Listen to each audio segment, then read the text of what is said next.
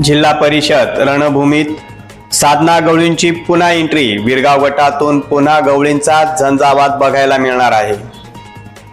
विरगाव जिल्हा परिषद गटातून माजी जिल्हा परिषद सदस्या साधनाताई गवळी पुन्हा निवडणुकीच्या रिंगणात। विकासाचं विजन ठरणार विजयाचं गमक।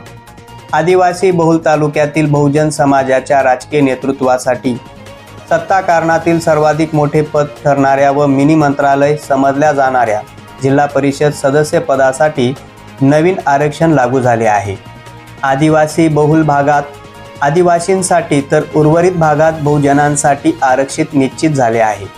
बागलाण तालुक्यातील आदिवासींची सर्वाधिक लोकसंख्या असलेले विरगाव गट पुन्हा एकदा अनुसूचित जमाती पुरुषासाठी आरक्षित झाला आहे। एकेकाळी काँग्रेसचा बालेकिल्ला असलेला हा गट मागील पंचवार्षिक निवडणुकीत भाजपाच्या उमेदवार साधनाताई गवळी यांनी आपल्या सामाजिक कामे आणि राजकीय खेळीच्या जोरावर दणदणीत विजय संपादन करत ह्या गटावर भारतीय जनता पक्षाचा झेंडा फडकावला आहे।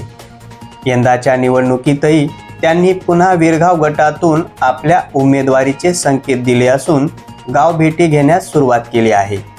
गेल्या 5 वर्षात मतदारसंघात केलेल्या कोट्यवधी रुपयांची विकास कामे, मतदारसंघातील जनसंपर्क ही येणाऱ्या निवडणुकीत त्यांच्या विजयासाठी जमेची बाजू ठरणार आहे।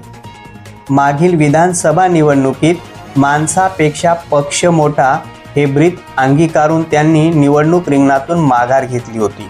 त्यांच्या या त्यागाची, निष्ठेची जाण पक्षीय नेतृत्व व स्थानिक लोकप्रतिनिधी ठेवता की नाही हे येणाऱ्या काही दिवसात समजणार आहे। साधनाताई गवळी यांच्या पुन्हा उमेदवारीच्या मिळालेल्या संकेतामुळे विरगाव गटात मात्र वातावरण ढवळून निघाले आहे। प्रखर न्यूजसाठी संपादक शशिकांत बिरारी।